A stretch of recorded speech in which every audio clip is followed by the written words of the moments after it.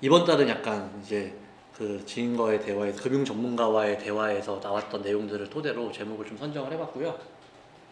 이에 앞서서 우리가 이제 지난달에 그레이트 로테이션이 올 것이냐라는 걸 주제를 삼았었죠. 그레이트 로테이션이란 뭐 여러 가지 뭐 그 자산의 변화가 있겠지만 지금 제가 보고 있는 거는 돈의 흐름이 미국에서 중국으로 갈 것이냐 요거예요. 그동안 중국이 막 올라오면서 미국으로부터 돈을 벌어가지고 이 돈을 벌어서 전 세계에 무기를 배치하고 자기의 그 동맹 국가들을 막 만들어내면서 미국을 뛰어넘기 위한 야심찬 포부를 가지고 활동을 하고 있고 그런 포부를 밝혔어요. 그리고 나서 그 포부를 밝힌 후부터 미국이 이제 저렇게 중국 주기가 시작이 됐고 그게 벌써 한 7년 됐죠. 트럼프 1기 때부터 시작을 했으니까요. 근데 거의 뭐 미국이 다 이기는 것처럼 보였었단 말이에요. 그래서 중국에서 돈 막 빼고 있고 중국 힘들어지고 있었고 근데 올 초에 갑자기 딥시크라는 게 나오면서 미국이 수천억을 들여가지고 만들어놨던 이 AI 프로그램을 중국의 수십억으로 만들었다라고 하니 전 세계가 뒤집힌 겁니다.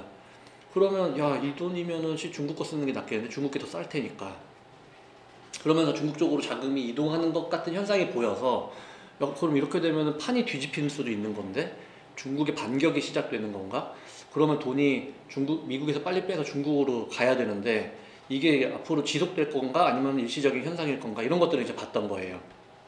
근데 우리가 내렸던 결론은 일시적인 현상이다.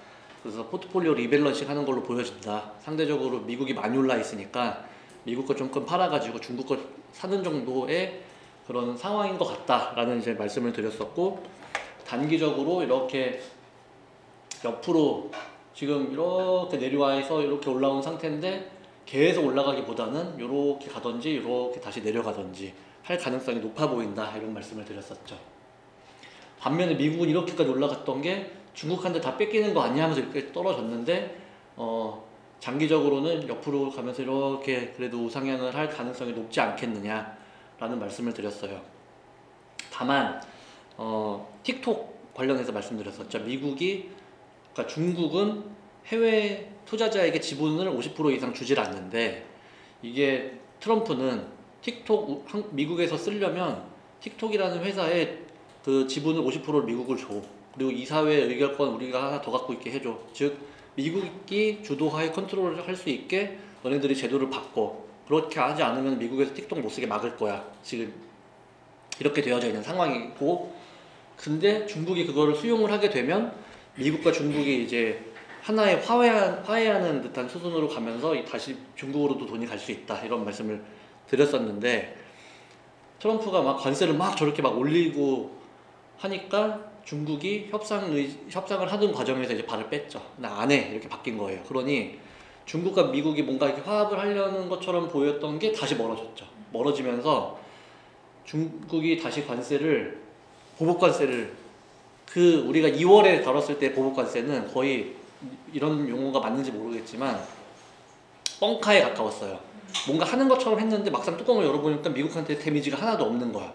근데 지금 나오고 있는 이런 내용들은 미국한테 데미지가 있겠는데 싶은 내용들로 보복관세들이 이어지고 있습니다. 그래서 이제 오늘은 이제 그 내용들을 좀 살펴보려고 해요. 관세를 발표하면서 이렇게 올라가던 미국 주식이 S&P 500 기준이면서 이렇게 떨어졌다가 다시 이제 올라가기 시작을 하죠. 지난달에 떨어졌다가 다시 올라갈 것 같다라고 이제 말씀드렸던 이유가 이거였어요. 캐나다와 멕시코 때 사례를 우리가 봤죠. 트럼프는 관세를 올릴 거야 라고 했지만 그 뒤에 가로 안에 있는 얘기를 우리가 해석을 할 수 있어야 돼요. 너네가 내가 원하는 거를 뭔가 주기 위해서 노력하는 의지가 보이면 일단 내가 유예시킬게. 그러면 하나씩 풀어가자 라는 거를 우리가 멕시코, 캐나다를 통해서 봤잖아요. 근데 시장은 올린다고 하니까 놀래가지고 막 지금 이렇게 움직이는 거예요. 근데 아니나 다를까 지금 전 세계를 대상으로 뭐 몇 프로씩 매기겠다 막 지금 베트남 46% 매기겠다고 하고 한국도 26% 매기겠다고 하고 지금 막 난리가 났었죠. 그러니까 떨어졌는데 이제 이런 내용들을 보면서 이제 사람들이 이걸 미치광이 전략이라고 표현을 하더라고요. 과거에 이제 닉슨 대통령이 그랬었대요. 예전에 이제 베트남 전쟁 하던 시기에 막 우리도 그렇잖아요. 저 똥은 그냥 피하라고 하도 막 미치광이처럼 이렇게 막 난리를 치니까 그냥 피하자. 약간 그렇게 받기를 원하는 그런 전략으로 일단 보복 관세를 그냥 막 때리고 있는 것 같다라는 내용이 이제 우세한데, 근데 그 안에는 저는 조금 치밀한 그런 계획들이 있다고 보고 있고, 그거를 지금 저렇게 강행하는 가장 큰 이유가 3, 4, 5월에 집중되어져 있는 채권의 만기일 때문이라고 말씀드렸었잖아요. 그리고 그걸 더 크게, 오늘은 더 크게 보려고 하는 거예요. 오늘은 지금 시대의 큰 흐름이 어떻게 변해가고 있는가, 즉 세계화의 시대에서 신냉전의 시대로 지금 전개가 서서히 다시 변화가 이루어지고 있는 그런 상황으로 그 전개가 되어가고 있는데, 그 안에서 지금 미국과 그리고 트럼프 행정부가 보고 있는 그런 내용들이 이제 무엇인가, 이런 걸 좀 살펴보려고 해요. 너무 우리가 이제 몇 년 전부터 계속 했던 얘기라서 좀 식상하긴 할 텐데, 뭐 처음 오신 분들도 계시고 하니까 설명을 좀 드리자면, 미국은 역사적으로 2등 국가가 자기 그 GDP 규모의 한 70% 수준에까지 올라오면은 이 소위 말하는 양털을 깎기, 양을 막 털을 막 복슬복슬 기른 다음에 이제 깎잖아요. 그런 거를 이제 해왔어요, 전통적으로. 가까운 시일로 보면 1970년대 일본이 그렇게 됐죠. 일본 그리고 나서 지금 잃어버린 30년이 와서 힘들게 살고 있는데, 지금 2018년경부터 해가지고 중국이 그 위치까지 온 겁니다. 중국이 크게 된 배경은 미국의 회사들이 중국에다 공장을 지었고 값싼 인건비를 통해서 물건을 값싸게 만들어내서 미국에서 다시 소비를 했던 거예요. 그렇게 해서 지금까지 커왔는데 그 격차가 막 줄어들기 시작을 했던 거죠. 줄어들기 시작을 하면서 이러다가 까딱 잘못하면 우리가 역전당하겠는데, 그러니 이제 중국을 견제하는 그런 상황이 만들어졌고, 2021년을 기점으로 거의 피크 75%까지 올라왔던 게 지금 한 64%까지는 떨어져 있는 상태입니다. 근데 우리가 일본 사례에서 봤을 때 한 40-50%까지 떨어졌을 때 이게 끝났었거든요. 그리고 일본 같은 경우에는 7년 정도가 걸렸어요. 그게 정리되기까지. 중국은 뭐 더 준비가 잘 돼 있으니까 그보다 더 걸릴 가능성이 높겠죠. 근데 어느덧 중국도 7년이 되었습니다. 그리고 지금 이 정도까지 다시 내려오고 있는데, 이게 더 떨어질지 말지 그게 이제 제가 되게 주목을 해서 보고 있는 부분이고, 그걸 빠르게 떨어뜨리기 위해서 이제 관세를 갖다가 붙이기 시작을 한 거예요. 자, 미국 입장에서 지금 메이드 인 차이나 없이는 우리나라도 살기 불편하지 않나요? 미국의 메이드 인 차이나 없이 아마 못 살 것 같아요. 이게 한 10년 된 것 같은데, 미국의 메이드 인 차이나 없이 살 수 있는지를 실험을 했었는데 못 산다라는 결론이 나온 그런 보고서를 제가 본 적이 있거든요. 그만큼 이제 메이드 인 차이나가 우리 생활 속에 다 녹아 있는데, 미국이 중국을 죽일 수 있는 방법은 중국 물건을 비싸게 만들어가지고 중국의 물건을 미국 국민들이 안 사게 만드는 거예요. 그러니까 관세를 저렇게 올리는 거죠. 관세 올려서 중국 제품이 싸니까 사는데 중국 제품이 비싸지면 안 살 거 아닙니까? 그러니까 막 여기저기 관세를 막 붙이고, 관세 매길 때마다 막 떨어졌다가 뭐 유예시키니까 올라가고, 막 지금 이런 상황들이 계속해서 벌어지는 겁니다. 2018년도부터 지금까지 계속 이어지고 있는 내용인 거예요. 큰 흐름을 이해를 하고 계시면 좋고, 가장 최근에 미국이 중국한테 모든 중국 수입품에 대해서 10% 받겠다. 그랬더니 중국이 다는 아니고 이런 것들에 대해서 10에서 15% 하겠다. 그러니까 미국이 그래? 알았어. 그러면 10% 더 올려. 20이 된 거예요. 그랬더니 농산물에 대해서 10에서 더 하겠대요. 그래? 알았어. 그럼 34%까지 더 올려. 근데 요때까지만 해도 중국이 미국한테 큰 데미지를 주지 않는 그런 내용들이었어요. 근데 이제 알았어. 그럼 우리도 전체 다 해. 이렇게 바뀐 거예요, 전략이. 그래? 그러면 10% 더 올려. 더 올려서 145%까지 올라갔어요.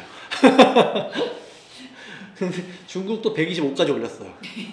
그리고선 얘기를 했어요. 이거 더 이상 올리는 거 이제 숫자 의미 없어. 이거 뭐 200, 300, 400 돼도 어차피 이거 의미 없는 거 같고, 나는 미국 네가 200을 올리든 300을 올리든 난 더 이상 숫자 안 올릴게.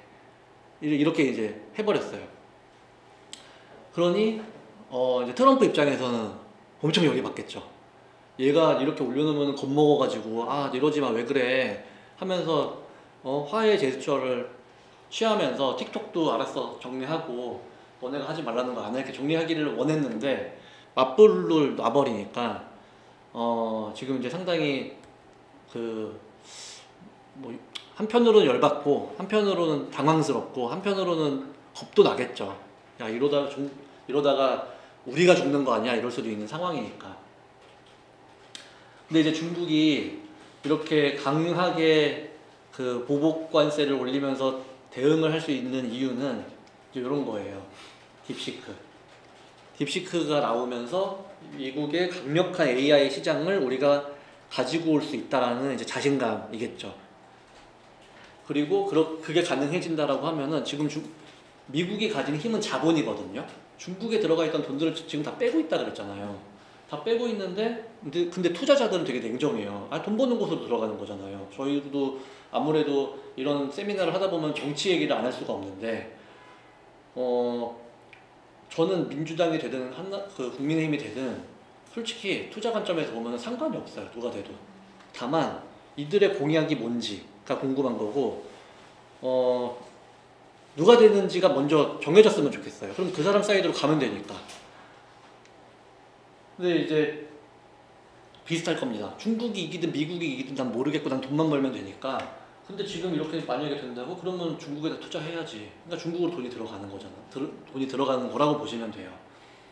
그러니 이제 그러면 미국의 값비싼 AI 프로그램을 쓸 거냐, 정말로 싼 중국산 AI 프로그램을 쓸 거냐에 이제 다툼이 시작이 된 거죠.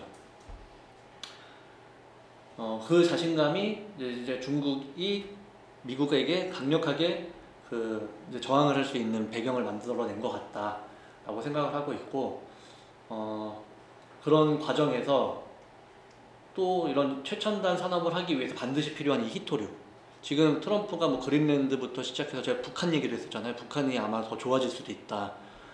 또 뭐 호주, 베트남 이런 수많은 국가들이 내게 미국이 상당히 강하게 뭔가 압박을 가하고 있는데 그 압박을 가하고 있는 가장 큰 배경은 요거인 것 같다는 말씀을 이제 드렸을 거예요.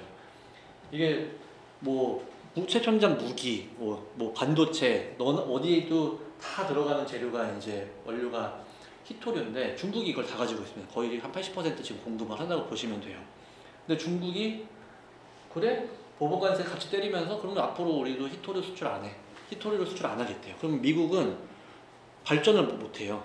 이게 없으니까. 그러니 트럼프가 어떻게 하겠습니까? 그래? 그럼 중국 말고 가지고 있는 국가들 어디야? 걔네들이랑 내가 협정을 맺어가지고 중국 거 안 사고 그러면 다른 나라들 거 쓰면 되겠다. 지금 이렇게 가고 있는 상황인 거죠.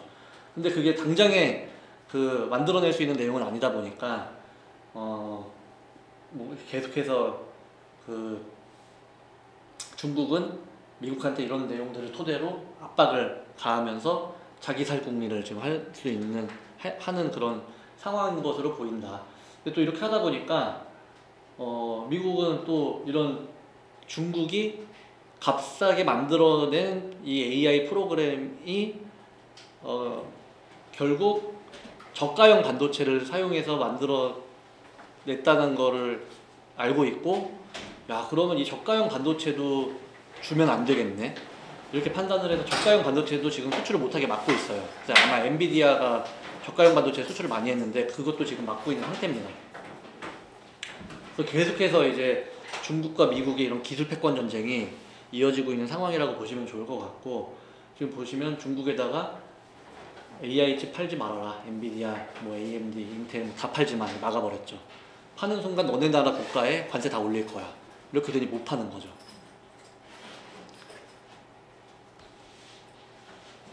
자, 이렇게 지금 중국이랑 뭔가 다시 약간 화해 제스처가 생기면서 좋아지는 것 같은 국면으로 가다가 다시 악화되니까 미국도 타격이 생깁니다. 애플, 테슬라 공장이 미국에 있잖아요. 중국에 있잖아요. 중국에서 상당 부분을 만들어내는 이 애플 같은 경우에 그러면 중국에 관세를 올리게 되면은 중국 제품 145% 때린대잖아요. 그럼 중국에서 만들어진 애플 제품이 145% 올라가는 거예요. 미국 내에서 가격이. 그럼 애플 아이폰 사겠습니까? 가격이 2배가 올라가는 지금 100만 원짜리 200만 원에 사라고 하면은 물론 살 사람들은 있겠죠. 근데 못 사는 사람들이 더 많아질 것 같아요. 또는 안 사는 사람들이 더 많아지겠죠. 그러니 애플 주가가 이렇게 곤두박질 친 거라고 보시면 돼요. 뭐 중국도 마찬가지고 테슬라도 마찬가지고.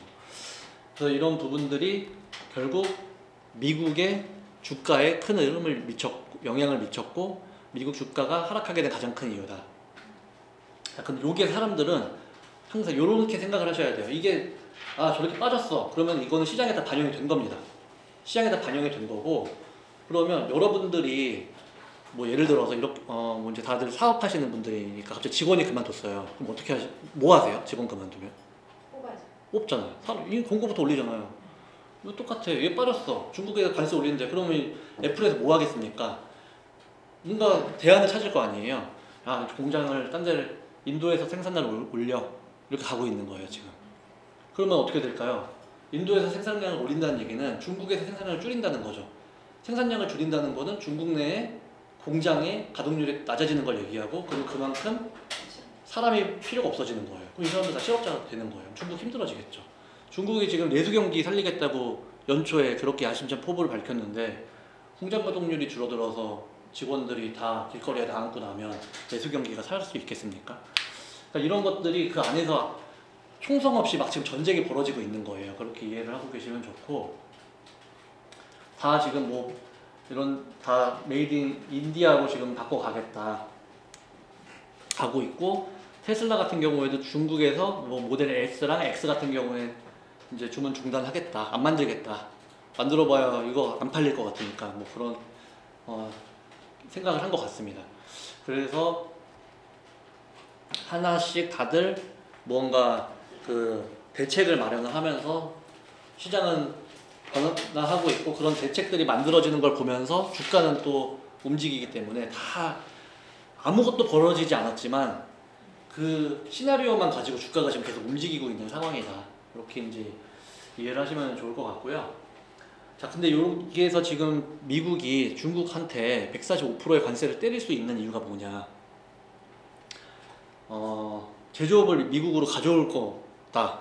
제조업 앞으로 그 말라 프로젝트의 여러 가지 핵심 그 과제 중에 하나가 제조업을 미국에서 해라. 지금 이거잖아요.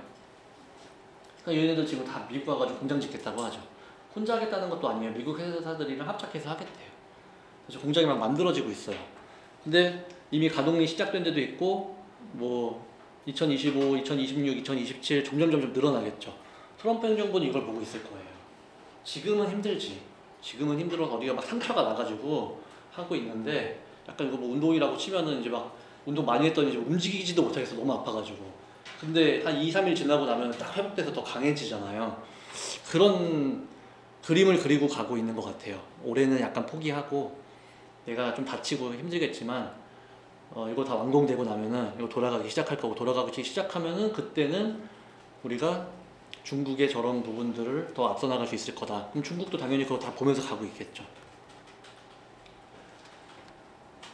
그러면서 이제 미국이 저게 만들어지는 순간이 되면은 아마도 중국 거를 안 사는 것도 마찬가지지만 미국의 우방 국가들한테도 중국 걸 못 사게 막을 거예요. 저는 아마 이렇게까지 미국의 우방 국가들이 중국 걸 안 사면 뭔가 혜택을 주는 그런 정책도 나올 수 있지 않을까, 이런 생각까지도 합니다.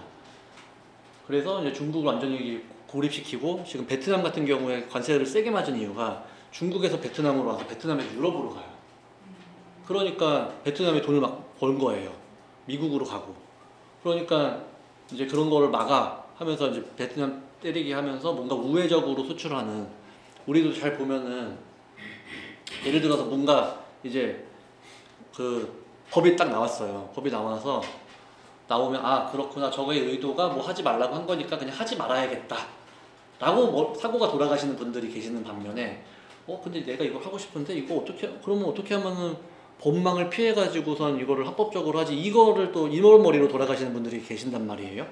그러니까 이것도 미국에서 중국 거 쓰지 마 했는데 그래서 그걸 안 하는 사람들이 있는 반면에 아 어떻게 하면 이거를 빼가지고선 하지?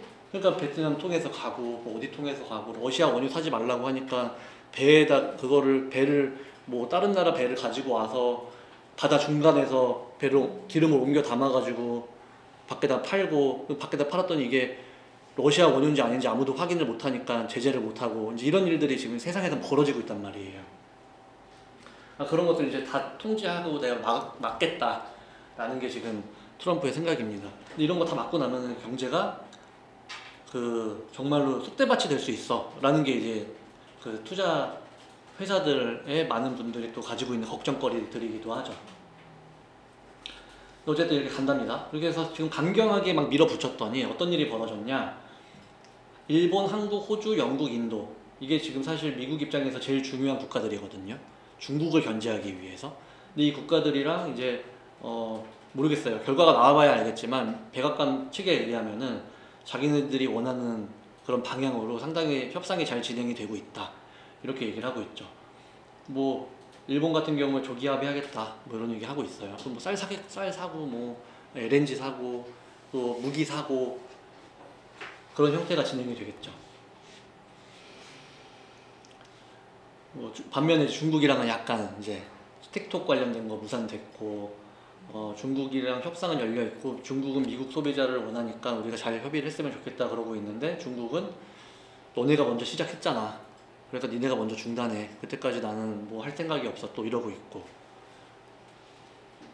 근데 이 상황에서 이런 국가들이 완전히 미국이랑 힘을 합치고 담합을 하게 되면은 중국 입장에서도 쉽지는 않을 것 같아요.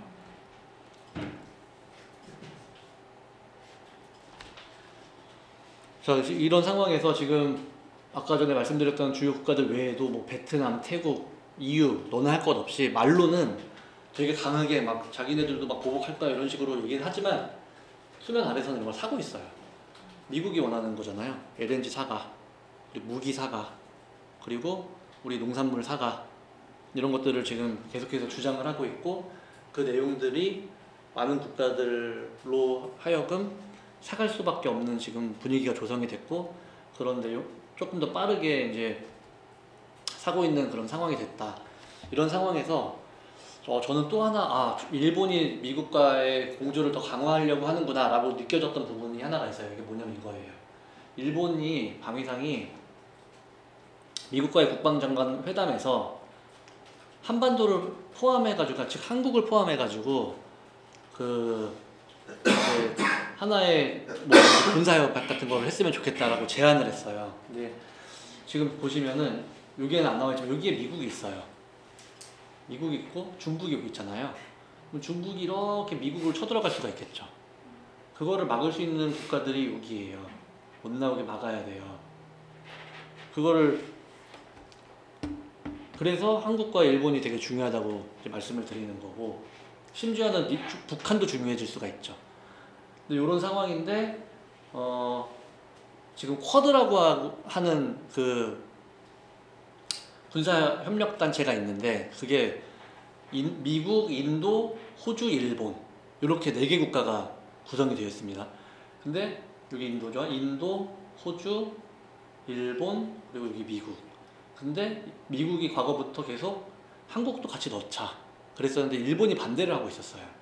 일본이 반대하는 이유가 그러니까 동아시아 지역에서 한국이 들어오게 되면은 자기네들 입김이 작아지니까 한국 안 돼. 반대를 하고 있었는데 지금 같이 하자라는 의견을 여기까지 다 묶어가지고 같이 하자. 이런 의견을 낸 걸로 봐서는 미국이 원하는 그림 중에 일부를 일본이 같이 하려고 하는구나 라는 거를 이제 우리가 생각을 해볼 수가 있을 것 같고 그런 측면에서 봤을 때 미국이 원하는 그런 내용으로 일본이랑 뭐 한국, 뭐 영국 이런 국가들이 하나씩 협상을 해 나가면서 결과가 나오면 우리가 생각하는 5월 이후에 다 채권시장 정리되고 저런 협정이 다 끝나서 다시 경제 성장 방향으로 이제 동력이 생겨나지 않겠느냐 이렇게 조심스럽게 예상을 해보고 있습니다. 그런 가운데 한국은 뭐 계속했던 얘기예요.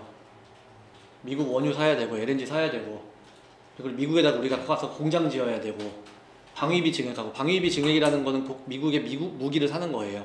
거기 사는 거고 국방 안보 등 협력체 강화해서 중국이 쳐들어왔을 때 지금 한국은 그 예를 들어서 중국이 지금 대만을 쳐들어간다고 쳤을 때 한국이 도와주러 갈지 안 갈지 이제 이런 것들을 아마 논할 거예요.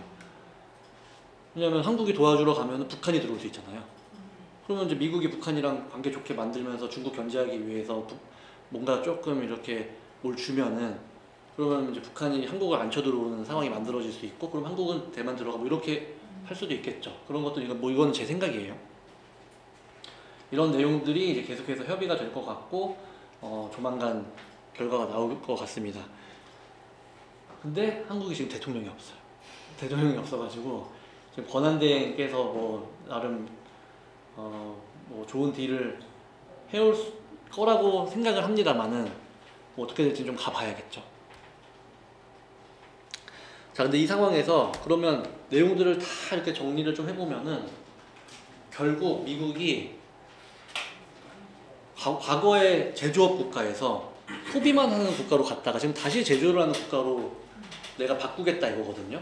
그 이유가 코로나 때 중국한테 호되게 당해서 그래요. 지금 물가가 저렇게 올라갔던 이유가 중국이 공급망 잠궈서 그랬던 거라고 말씀드렸었잖아요. 코로나가 터졌을 때 중국은 도시에 코로나 환자가 한 명이라도 발생하면 봉쇄를 버렸어요. 그러니까 공장을 막아버린 거예요. 우리는 뭐 마스크 쓰고 돌아다니게 하고 뭐 몇 명 이상 못 모이게 하고 해서 어떻게 돌아갔잖아요. 백신 맞은 사람들은 또 봐주고 미국도 전 세계가 다 그렇게 돌아갔는데 중국은 이것도 뭐 음모론이긴 합니다만은 중국이 만들어놨던 백신이 물백신이라서 맞아봐야 효과가 없으니까 다 닫아버린 거예요. 다 닫아버렸더니 미국한테 어떤 일이 벌어졌냐? 메이드 인 차이나가 물건이 만들어서 미국으로 와야 되는데 미국은 경제가 너무 좋아서 지금 막 소비를 막 하고 있는데 제품이 없네. 그러니 물가가 막 올라가기 시작을 했었고 뭐 그게 저는 이제 미중 무역 전쟁에서 중국이 미국을 공격한 약점을 공격한 하나의 전략 중에 하나였다라고 생각을 하는 입장이다 보니까 아 그래? 그러면 중국이 안 돌아가면 미국이 되게 힘들어질 수가 있네. 그러면 미국은 제조업을 우리가 직접 해야겠다. 그리고 우리가 할 수 없는 것들은 중국 말고 다른 국가들에다가 좀 분산시켜가지고 우리가 왜 투자할 때도 분산 투자하잖아요. 그렇게 나눠야겠다. 라는 결론을 내린 걸로 저는 보고 있고 근데 그거를 하기 위해서 지금 뭐 여러 가지 내용들을 좀 봐가면서 미국이 전개를 해나가고 있는데 그 중에 하나의 명분이 이제 이겁니다. 재정수지와 무역수지. 우리나라 지금 적자가 너무 심해. 너네들한테 맨날 우리가 퍼주기만 하고 너네들은 우리 거 사가지도 않고 그러니까 이거 재정수지랑 무역수지를 나는 적자를 폭을 줄여야겠어. 그러면 여기서 이제 재정수지가 악화된 이유는 미국이 금리를 올려서라고 말씀드렸었죠. 미국이 금리를 올려서 채권을 그러니까 쉽게 생각하면 외부로부터 돈을 빌려왔는데 이자가 비싼 거예요. 자기 스스로 금리를 많이 높여놔서. 근데 이자가 계속 나가니까 나는 계속 손해를 보는 거죠. 그런 상황이 이제 첫 번째. 두 번째, 미국의 물건을 다른 나라들이 안 사네. 안 사니까 또 서로 간에 무역을 하는데 적자인 거예요. 그러니 그런 내용들을 다 난 줄이겠어 했고 지금 이 작업을 하는 거라고 지난달에 우리가 말씀을 드렸었죠. 바이든 행정부 때 채권 발행을 너무 많이 해서 즉 돈을 너무 많이 빌려와서 이 돈을 갚아야 되는데 이 돈이 예전에 뭐 한 5% 정도씩 늘어났었어요. 근데 거의 9%씩 올라가서 지금 너무 많이 늘어났다. 그 부채 자체가 부채가 너무 많이 늘어난 상태에서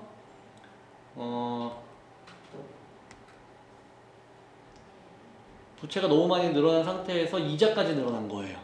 금리가 한 2.2 정도 됐었는데 평균 근데 한 3.3까지 올라왔답니다. 2024년 기준으로. 그러니 재정 적자는 83%가 올라가고 그럼 이자 비용도 원래 83%가 올라가야 되잖아요. 근데 135%가 올라간 거예요. 더 늘어났어. 그러면서 재정 적자는 더 확대되겠죠. 이게 계속 늘어나니까. 그러니 저걸 지금 트럼프는 낮추고 싶은 거예요. 그래서 낮추는 작업을 이제 파월을 압박해서 금리 인하를 계속 이제 요구를 하고 있고, 또 위험자산 선호를 만들어서 미국채 수요를 만들고 그렇게 하기 위한 여러 가지 내용들이 복합적으로 진행되고 있는 것 같다라고 이제 지난달에 우리가 한번 다뤘던 내용이고, 두 번째가 이제 무역 적자입니다. 무역 적자는 지금 이제 이런 이유들이 좀 있어요. 일단 기본적으로 미국은 소비를 중심으로 돌아가는 국가입니다. 소비를 계속 하는 국가예요. 제조를 하지 않으니까요. 근데 그 제조를 이제 다 동남아나 중국에다가 만들어 놓다 보니까 계속 사는 역할만 지금 하고 있었다 보니 팔 게 별로 없죠. 그게 첫 번째. 두 번째, 근데 이게 확대가 됐던 게 미국 달러가 세진 거예요. 달러가 세졌다는 얘기는 뭐냐 하면은, 여러분들 지금 환율이 1,400원이잖아요. 1,400, 한 20원? 많이 내려와서. 지금 미국 가실래요? 여행 간다고 치고. 언제 가요? 갔다 왔어요? 오래 다녀오셨어요. 가족 식사로 70만 원 쓰고. 자, 가시는 분들도 계시죠. 근데 안 가시는 분들도 있단 말이에요. 근데 만약에 미국이 800원 냈다고 쳐볼게요. 어떻게 하시겠어요? 갑니까 안 갑니까? 무조건 갈 거 아니에요? 우리가 그동안 일본 여행 많은 사람들이 몇 년 동안 가신 이유가 뭐예요? 환율이 좋으니까 갔던 거잖아요. 지금 저희 가족이 미국에 사촌들이 많이 살고 있는데 시도 때도 없이 한국에 와요. 나 10년 동안 한 번도 안 왔던 사람들이 한 최근 3년 사이에 막 4-5번씩 와요. 지금도 또 와 있어요. 어디가, 한 번은 갑자기 태국 갔다가 한국 오고, 이번에는 또 일본 갔다가 한국 온대요. 그러니 이 사람들이 지금 미국 국민들은 달러가 너무 세니까 다른 국가가 다 싸게 보여지는 거고 전 세계를 누비면서 돌아다니고 있는 거예요. 근데 무역 투자 안에 여행도 들어가요.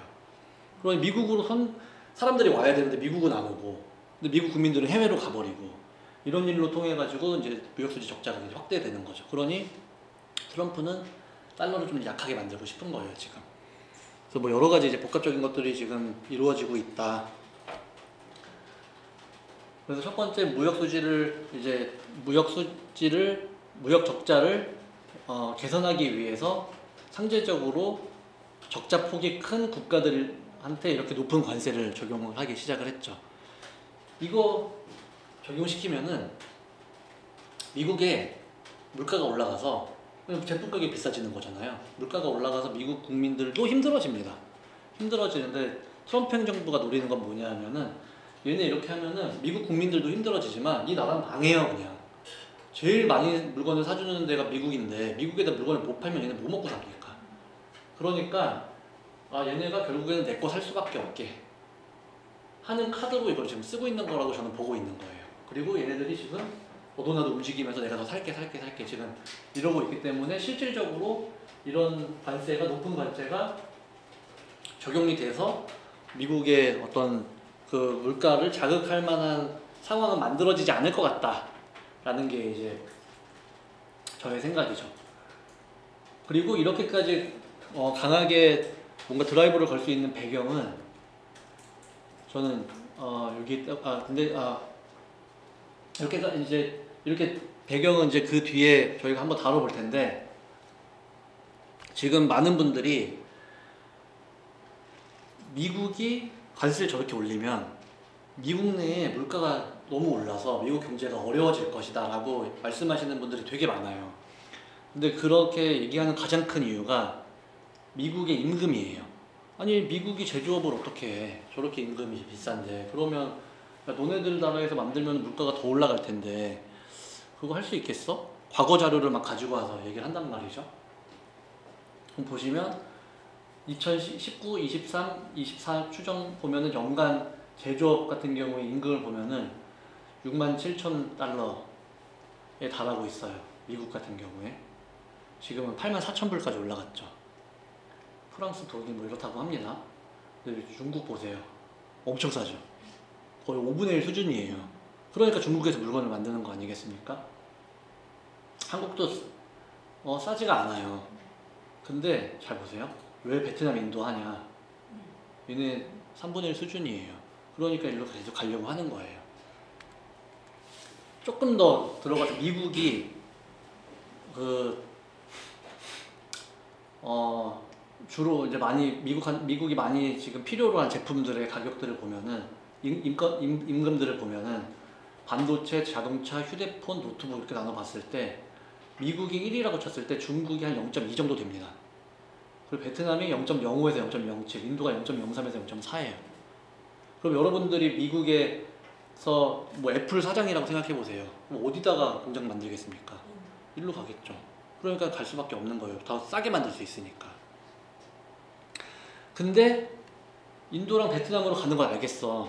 근데 도대체 미국으로 와서 뭐 미국에서 만드는 거는 이제 어떻게 할 건데 이게 문제잖아요. 그래서 다 못할 거다라고 사람들이 보고 있는 거예요. 근데 저는 생각이 달라요. 공장에 사람이 없어요.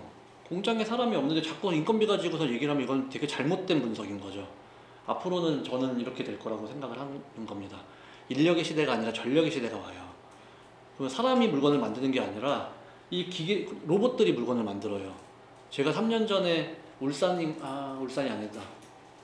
김해였던 것 같아요. 김해에 어떤 자동차 휠 만드는 공장에 누가 그런 거 인수권이 있어가지고 같이 실사를 갔던 적이 있는데 공장이 이거 다 사람이 없어요. 공장 안에 한 이 부스 안에 그분이 말씀하시기를 이 정도 규모는 아니었지만 현대차 공장이니까 되게 크지만 그 회사 같은 경우에 한 30명 정도 직원이 있었는데 그거 다 잘랐대요. 이걸로 다 돌아간대요. 300억 투자해서 공장 만들었대요. 그러니 인건비가 뭐가 중요하죠? 이걸 굳이 사람이 안 만들어도 되는 이런 최첨단 로봇과 AI를 미국은 가지고 있단 말이에요. 그러면 이거 미국에서 우리가 만들면 되잖아. 근데 굳이 사람이 만들어야 되는 거는 인도랑 베트남 가서 만들면 되잖아. 중국 너 필요 없어. 지금 이게 지금 트럼프의 생각이라고 저는 보고 있는 거예요.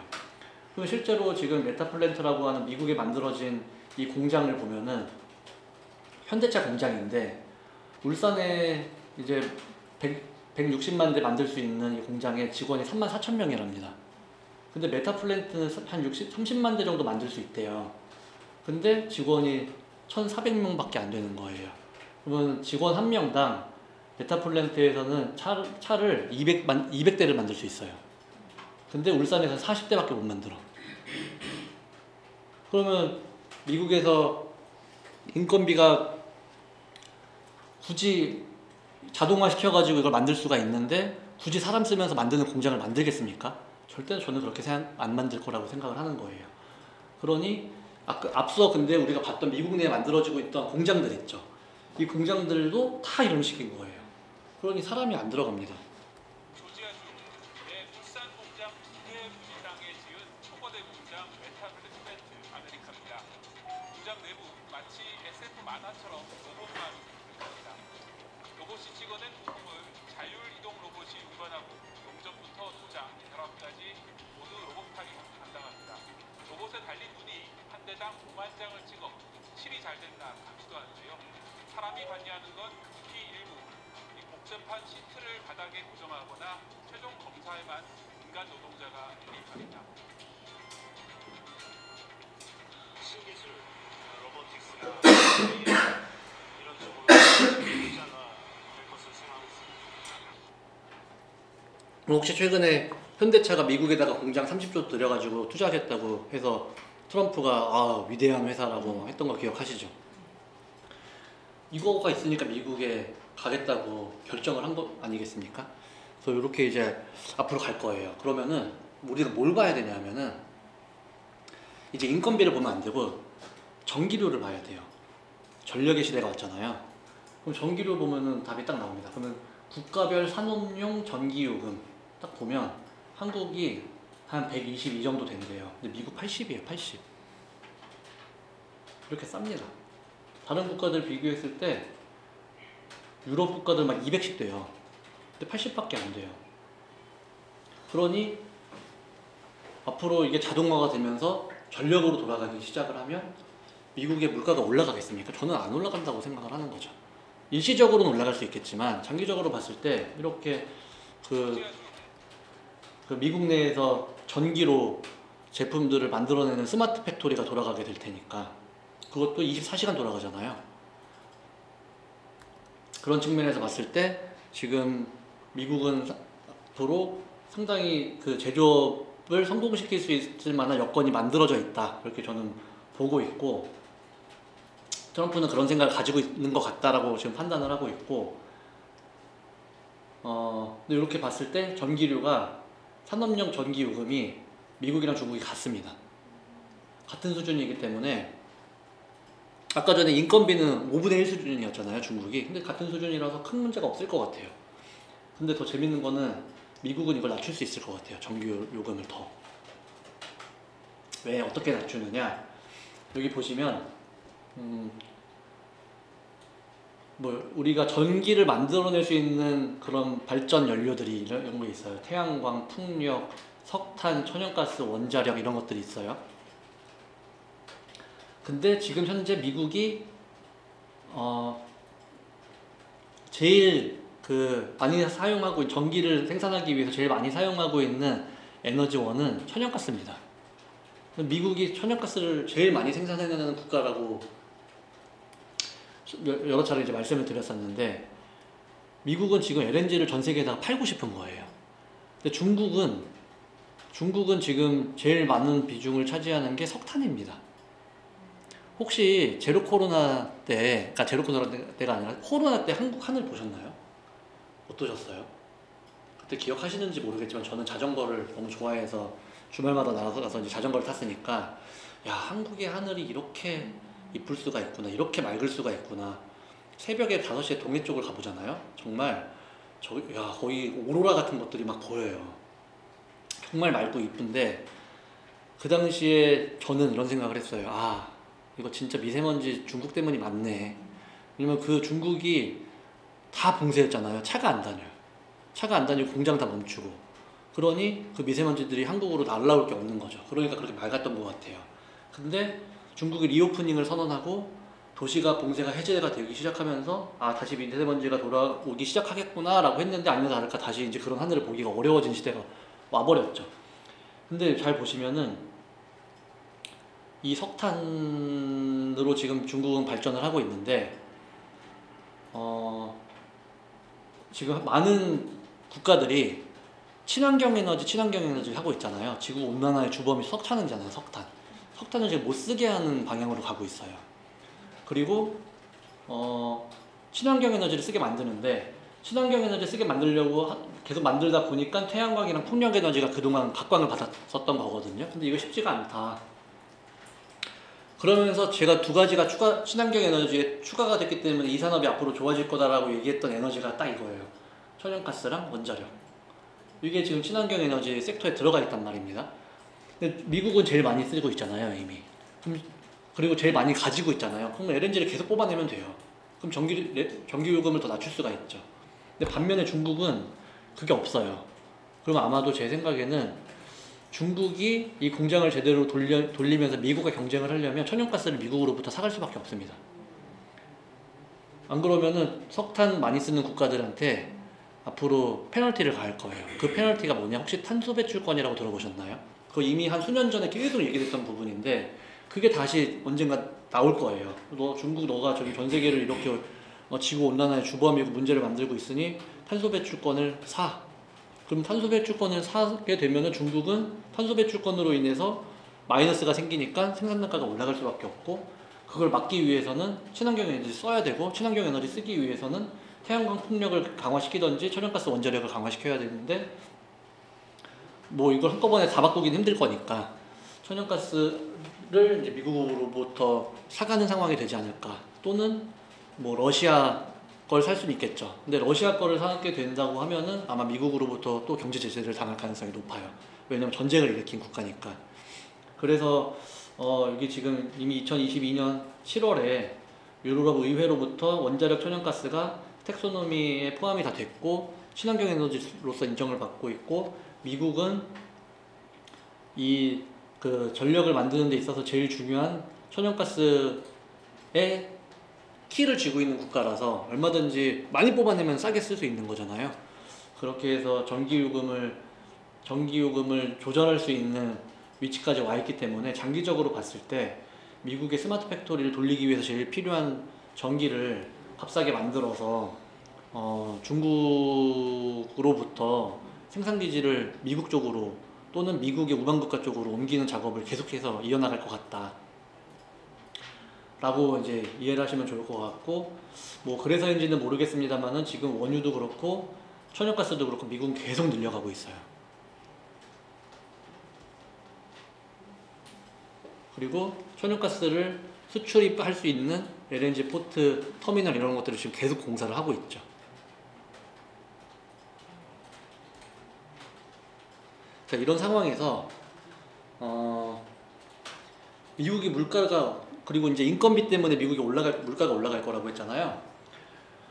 근데 저는 생각이 또 다르다는 거가 또 하나가 이제 이런 거예요.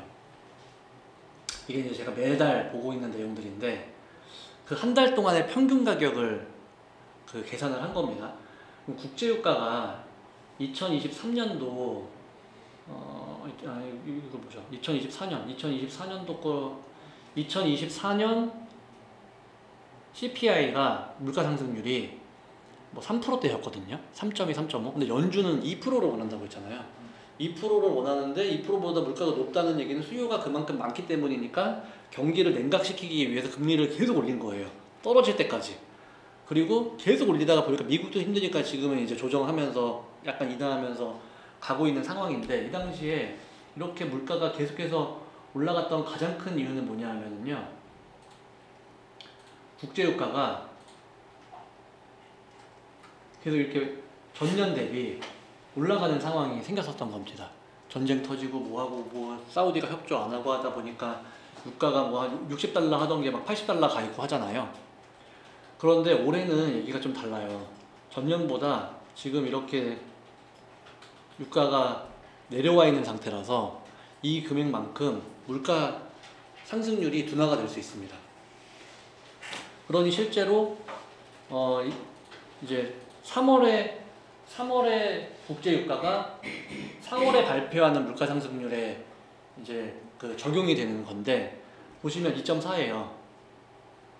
물가가 이렇게 유가가 낮아지다 보니까 물가도 낮아지는, 물가 상승률도 낮아지는 현상을 우리가 확인할 수가 있는데, 이게 계속해서 80달러대에 있고 여기는 앞으로 60달러대까지 계속 내려놓는다고 하면은, 지금 이거 계속 뽑아내고 있다고 그랬잖아요.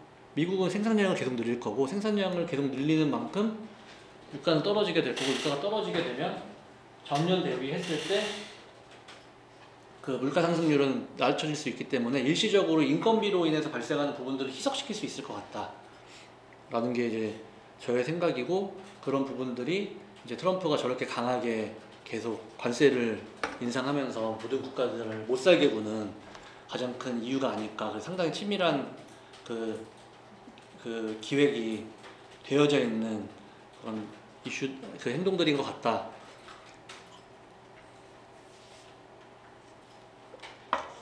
근데 이 상황에서 결국 트럼프가 원하는 게 뭘까를 보면은 여러 가지가 있지만 이겁니다. 기축통화국으로서의 지위를 확고하게 다지는 것. 2010년경이었던 것 같은데, 혹시 화폐전쟁이라는 책 아시나요? 화폐전쟁이라는 책에 보면은 중국이 이제 기축통화국으로서의 지위를 가져가기 위해서 뭔가 앞으로 뭐 전 세계 기축통화가 중국 위안화로 바뀔 수도 있다, 뭐 이런 것들이 언급이 됐었던 걸로 제가 기억을 해요. 그만큼 중국의 경제가 좋아지기 때문에 그런 전망을 한 거라고 생각을 하는데, 그럼 미국 입장에서 그러니까 그 나라의 화폐를 가장 많이 쓴다는 거는 그 나라의 신용도가 가장 높다는 걸 의미하고, 그 신용도가 가장 높다는 건 결국에는 그 국가의 힘이에요. 힘이 제일 센 국가가 미국이니까 우리가 전 세계 어디 가도 달러는 다 쓸 수 있잖아요. 우리 동남아 가서 원 바꿔달라고 하면 바꿔주는 국가도 있고 안 바꿔주는 국가도 있잖아요. 결국에는 달러를 바꿔가지고 다시 그거를 그 지역 화폐로 바꿔야 되니까, 우리가 해외 나갈 때 한국에서는 다이렉트로 바꾸지만 다이렉트로 바꾸는 거 안에는 달러로 바꿨다가 다시 바꾸는 그 과정이 다 포함이 되어 있는 겁니다. 근데 해외로 나가면은 달러를 가지고서 바꿔야 되잖아요. 그런 것처럼 달러는 힘이 세요. 근데 지금 최근에 들어서 중국이 막 커지고, 중국이 달러 말고 위안화 써 막 하면서 사람들을 주변의 국가들 막 꼬시고 하다 보니까 달러가 기축통화로서의 어떤 입지가 예전보다 좀 낮아졌어요. 그러면 여러분들이 미국 대통령이면 어떻게 하고 싶으시겠습니까? 다시 올리고 싶지 않으시겠어요? 미국을 더 위대하게 만들겠다잖아요. 그러면은 달러를 더 세게 만들겠다는 거예요. 이거는 달러 가치를 올리겠다라는 게 아니라 달러를 최대한 많은 사람들이 쓰게 만들겠다. 지금 조금 줄었으니까. 그러니까 지금 보면은 이제 뭐 관세 전쟁 하면서 또 많은 언론에서 미국의 시대가 약간 끝난 것 같은 뉘앙스의 그 글들이 막 올라옵니다. 그러면 트럼프 일관성 없는 관세 정책 때문에 미국에 대한 신뢰감이 하락을 해서 달러 하락하고 뭐 채권율 수익률 상승하고 그래서 미국의 위기가 온다. 이건 저는 일시적인 현상인 걸로 봐요. 뭐 그래서 트럼프도 시장 봐가면서 채권 시장 좀 불안해하더라. 그러면서 약간 관세 같은 거 유예시키면서 채권 시장을 안정화시키는 그런 뭐 기간도 있었죠. 이렇게 막 놀래가지고 채권 수익률이 올라갔다가 다시 이제 안정화되는 상황이 생겼는데, 저는 지금 그 미국이 기축통화국으로서의 지위를 다시 다잡기 위해서 작업을 하고 있는 가장 큰 뭐랄까 충격이라고 할까? 그 중에 그런 충격적이었던 그런 그 하나의 현상을 이거로 보고 있습니다. 러시아 우크라이나 전쟁. 스위프트라는 걸 아세요? 해외에다가 송금하고 할 때 은행 간에 코드 같은 것들을 줘서 결제를 할 수 있게 만들어주는 거예요. 송금도 하고 환전도 하고. 근데 그 코드가 없으면 못해요. 근데 근데 이거는 미국, 뭐 영국, 일본 이런 국가들이 주로 거래를 많이 하기 때문에 걔네들의 힘이 셉니다. 근데 얘네들끼리 힘을 합쳐가지고 스위프트 제재라는 걸 해요. 너네 앞으로 출금 못해, 송금 못해, 이 결제망에서 너네 빼, 이렇게 되는 거예요. 그래가지고 러시아 우크라이나 전쟁이 딱 터졌을 때 미국이 러시아의 자금을 송금을 못하게끔 스위프트 제재를 가했어요.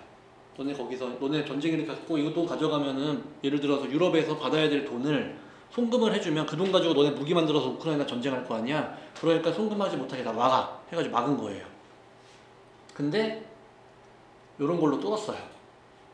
100% 다 뚫은 건 아니지만 다른 결제 수단을 통해 가지고 이제 돈을 받은 거예요. 그러면 이거는 미국이 어찌 보면 자기의 힘을 가지고서 만들어 놓은 하나의 그 무기인데, 이것도 근데 그게 뚫려버렸잖아요. 뚫리면서 러시아 계속 돈 받아가지고 전쟁을 하고 있고, 이게 이제 가상화폐로도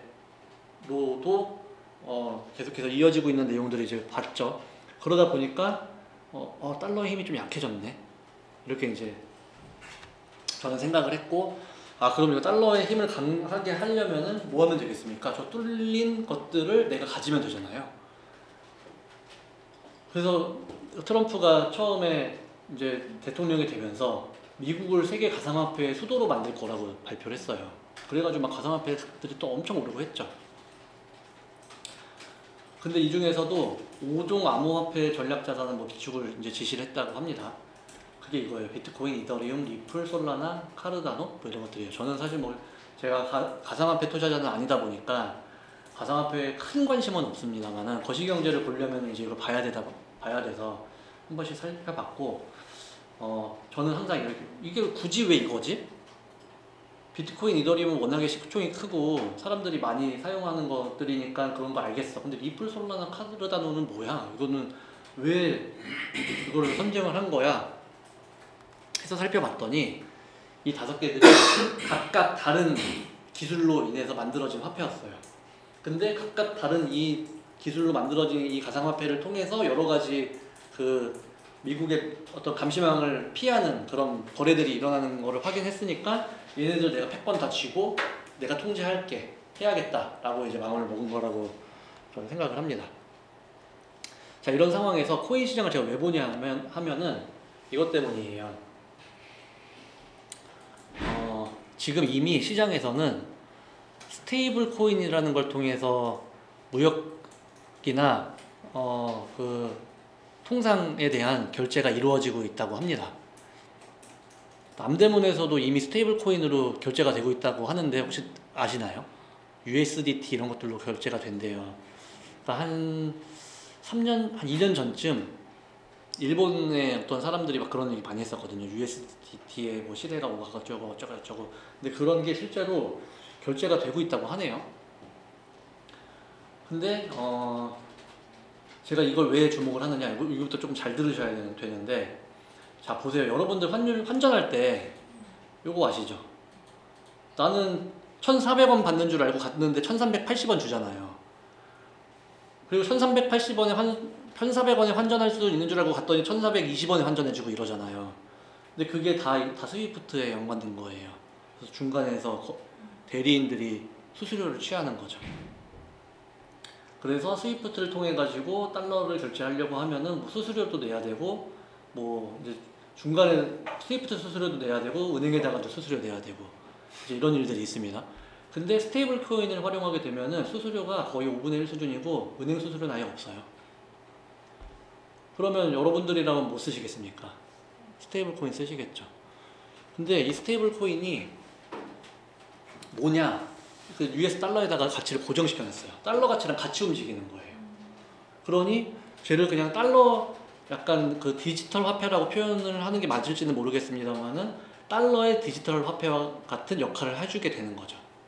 그래서 USDT 가지고 있으면은 이거 나 달러로 바꿔줘 하면 달러로 바꿔주는 거예요. 근데 그래서 이 스테이블 코인 시장이 실제로 이제 이렇게 커지고 있대요. 지금 전체 가상화폐 시장이 2조 6천억 달러 정도 규모가 되는데, 스테이블 코인 시장이 지금 이렇게 1,700억에서 이제 2,300억까지 올라갔다고 합니다. 이게 아마 또 조금 더 올라갈 수 있을 것 같아요. 이게 앞으로 많이 사용이 될 테니까. 이 중에서도 USDT, USDC 이런 것들이 이제 성장률이 상당히 가파른데 이게 계속 올라가겠죠. 근데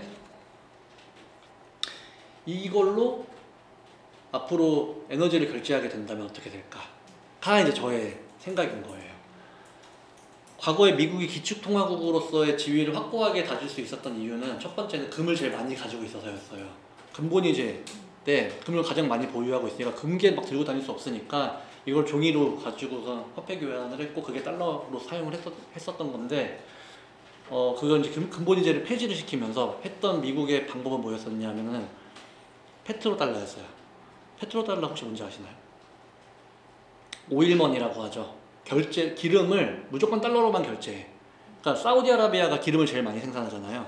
생산했었단 말이에요. 그러니까 사우디아라비아한테 모든 국가와 기름을 사고 팔고 할 때는 달러로만 결제해. 대신에 너네들 우리가 무기 가지고선 너네 나라 안전을 지켜줄게 해서 맺어진 협정인 거죠, 일종의.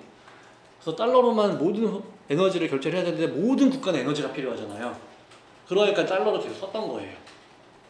근데 최근에 이제 미국과 사우디도 관계가 약간 악화되면서 그리고 미국을 그동안은 미국이 기름을 제일 많이 사줬었는데, 지금 미국이 자기가 직접 기름을 뽑아내잖아요. 그러니까 사우디로부터 많이 안 사줄 것 같은 거죠. 그러니 사우디도 먹고 살아야 되니까 어떻게 하겠습니까? 아, 이거 나 어디다가 팔지? 근데 중국이 사준대네. 근데 중국이 이거 앞으로 위안화로 결제하자, 이렇게 된 거예요. 그러니 사우디가 너무 많이는 안 되고 조금만 일단 한번 해보자, 이렇게 지금 돼 있는 상태예요. 그러면 앞으로 불보듯 뻔한 상황이 벌어지잖아요. 미국과 사우디의 관계가 악화되고 중국과 사우디가 관계가 좋아지면은 점점 이게 확대가 되면서 위안화가 국제사회에 널리 펼쳐지게 될 텐데, 미국은 그걸 받고 싶은 거고. 그러니 이제 미국의 에너지를 전 세계 국가들이 사게끔 만들고 싶고, 그 사는 부분에 있어서 현금의 흐름을 조금 더 원활하게 가져가면서도 수수료나 이런 부분들을 낮게 가져갈 수 있게끔 할 수 있는 방법이 스테이블 코인이 될 수 있을 것 같고, 그러면 앞으로 모든 미국의 제품들 팔고 다른 에너지를 파는 국가들한테 이런 거를 적용을 시킨다라고 하면, 그러면 다시 스테이블 코인은 즉 달러니까, 달러가 다시 점유율을 높일 수 있는 상황이 만들어질 수 있는 거 아니야? 라는 생각을 이제 저는 해보게 된 겁니다. 그런데 이게 왜 중요하냐? 혹시 최근에 이제 채권 시장에 발작을 했을 때 중국이 미국 국채를 팔았다, 이런 거 기사 보신 적 있으세요?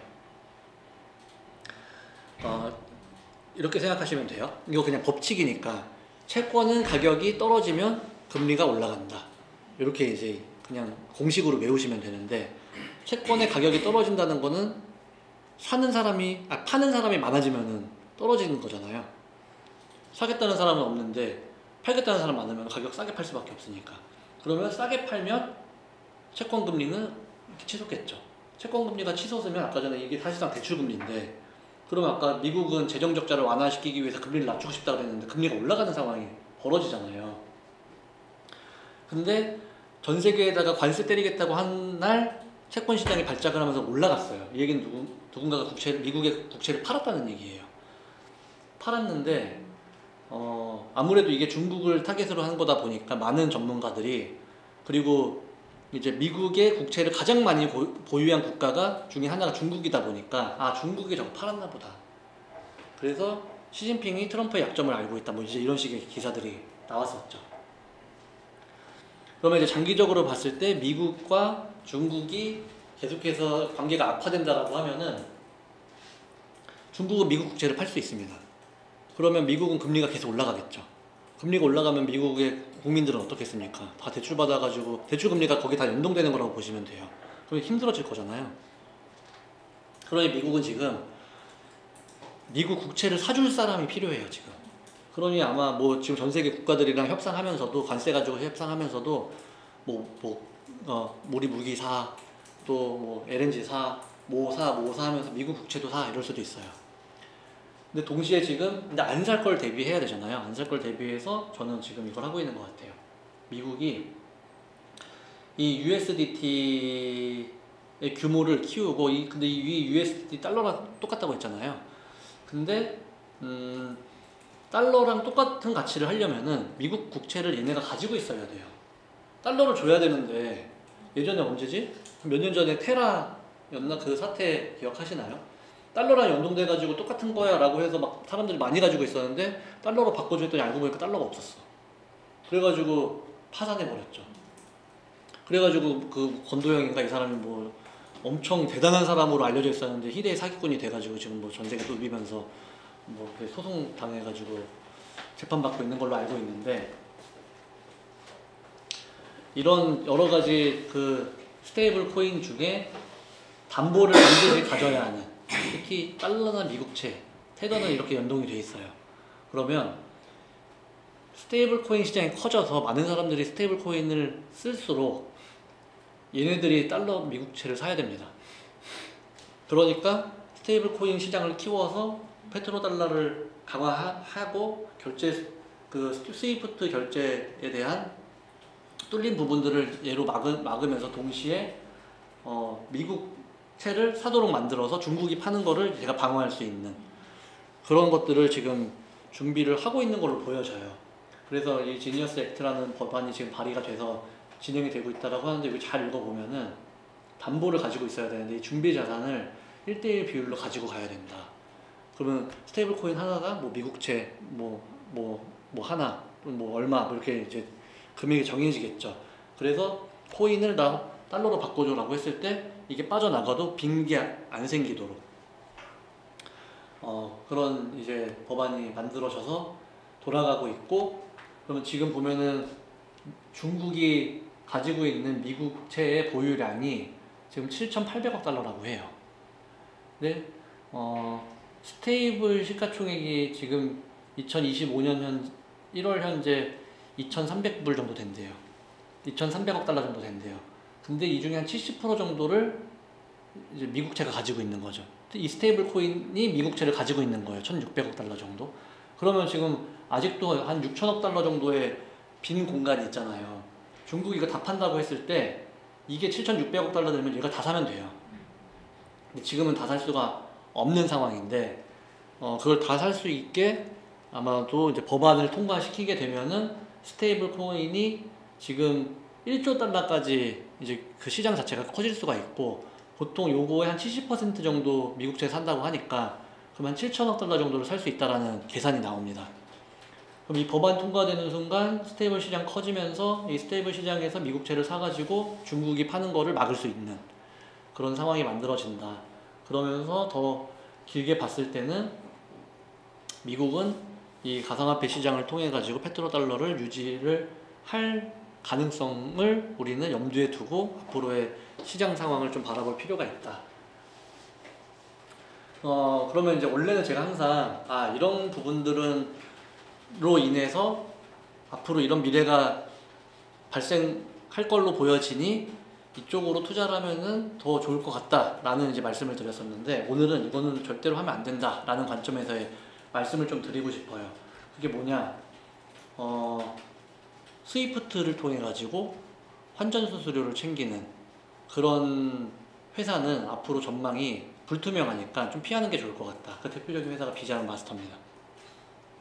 그래서 여기 뭐 이미 뭐 좀 빠지긴 했는데 이게 뭐 얼마나 빠질지는 모르겠습니다만은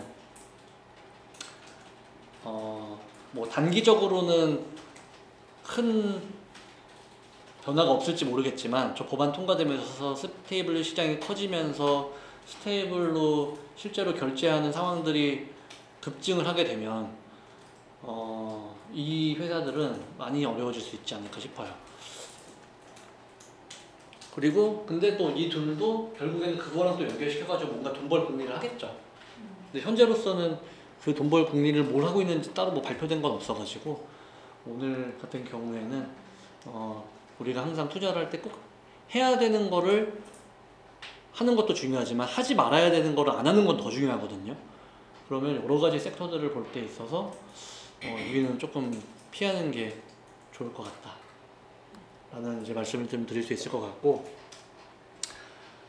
트럼프 행정부 시작되고 나서 상당히 지금 그 하루하루 스펙타클하게 진행이 되고 있는데, 우리가 처음에 봤던 이 내용 그대로 지금 전개가 되고 있는 겁니다. 관세 부과해서 미국이 돈 좀 벌고, 그리고 법인세 감세해주면서 미국 회사한테 혜택을 좀 주고, 그런 혜택을 주게 되면은 미국에서 공장을 돌리는 게 더 유리해지지 않겠습니까? 그래서 공장들을 미국으로 끌어들여 오는데 미국 내에는 스프란트 팩토리가 만들어질 거고, 그렇게 하면서 이렇게 선순환되는 그런 구조가 만들어지는 거를 트럼프 행정부는 원하고 있는 것 같고, 이 관세 부과가 지금 벌어지고 있는 일이다.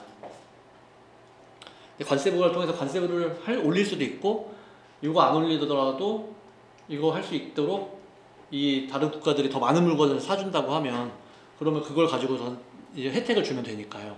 그렇게 지금 전개가 되고 있다 정도 이제 말씀을 드릴 수가 있을 것 같아요. 자, 마지막으로 우리 이제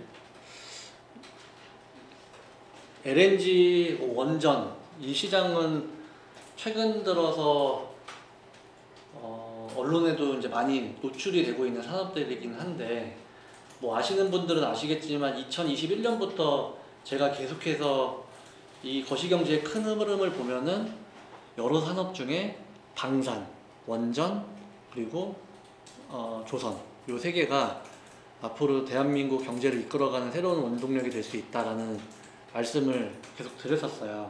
방산은 이미 오를 대로 올라가지고 너무 많이 올라서 이제는 뭐 저평가 요인은 없다고 저는 보고 있고, 그 조선이나 원전은 아직은 이제 막 시작하는 단계라고 저는 이제 보고 있는데, 그런 관점에서 올해 이런 회사들의 주가가 많이 올랐거든요. 근데 최근에 이제 트럼프로 인해서 주가가 많이 출렁이면서 저한테 그런 문의를 많이 해주셨어요. 이건 어떻게 되는 거냐. 근데 잘 보시면 조선주는 하나도 안 빠졌어요. 아시는지 모르겠지만 다른 회사들이 막 주가 막 10%, 막 15%씩 빠지는 동안 얘는 올랐어요. 그 이유가 뭔지 혹시 아세요? 미국이 대안이 얘밖에 없어. 그러니까 우리는 미국이 필요한 것 중에, 예전에는 중국에서 샀었던 건데 중국 거 이제 안 살 거야. 그럼 어딘가에서 사야 되는데 그거를 한국밖에 없네 하는 산업에 투자하면 돼요. 그게 방산, 조선, 원전이었던 거예요. 근데 조선은 계속 올라갔고, 반면에 원전은 좀 떨어졌습니다. 근데 원전이 떨어진 이유를 트럼프 때문이라고 보시는 분들도 계시더라고요. 근데 저는 트럼프 때문이 아니라고 생각을 해요. 원전이 떨어진 이유는 탄핵 때문이에요. 민주당은 탈원전, 국민의힘은 탈원전을 했었잖아요. 근데 우리가 이것도 지난번에 한번 다뤘던 내용인데, 민주당이 집권하게 돼도 원전을 할 수밖에 없다. 그 말씀 드렸었잖아요. 지금 이재명 대표가 발표를 했어요. 경선에서 탈원전이나 2022년 때 대선 때 자기가 내걸었던 공약인 감원전이 아닌 그 원전 수명 연장을 포함해서 원전 재생 에너지를 함께 투자하는 에너지 믹스를 하겠다. 그러니까 원전을 하겠다고 발표를 했죠. 그러니까 시대의 흐름이 원전이 다 EU 텍소노미에 다 들어가서 원전이 친환경 에너지가 돼버렸고 이거 없이는 스마트 팩토리가 안 들어가는 거를 다 알아요. 그렇기 때문에 민주당도 안 할 수가 없습니다. 할 수밖에 없고 그러니 얘는 다시 이제 회복을 했죠.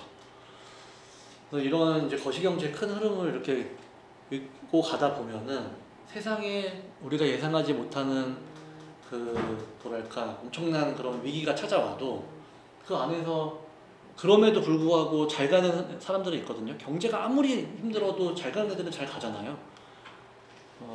그런 것들을 우리는 계속해서 잘 찾아서 운영할 수 있도록 하는 게 되게 중요합니다. 그래서 오늘 이제 거시경제 관련된 내용은 여기까지 제가 이제 준비가 된 내용 말씀드렸고, 오늘 이제 특별하게도 우리 그 벤처 투자 관련해서 또 좋은 기회가 있어가지고 제가 저희 세미나 하면서 이런 설명회를 해본 적이 한 2년 전에 했었나? 그리고 나서 오늘 또 처음 하는 것 같은데 오늘 그 김용재 대표, 골드스톤 파트너스의 김용재 대표 모셔서 벤처 투자가 뭔지 그리고 그 내용들이 왜 좋은 기회인 건지 여러분들이 또 알고 계시고 또 기회가 된다면 같이 투자해 보시면 좋을 것 같아가지고 자리 마련했으니까 지금 불러가지고 바로 설명해 드릴 수 있도록 할게요. 한 5분만 쉬었다 하실까요?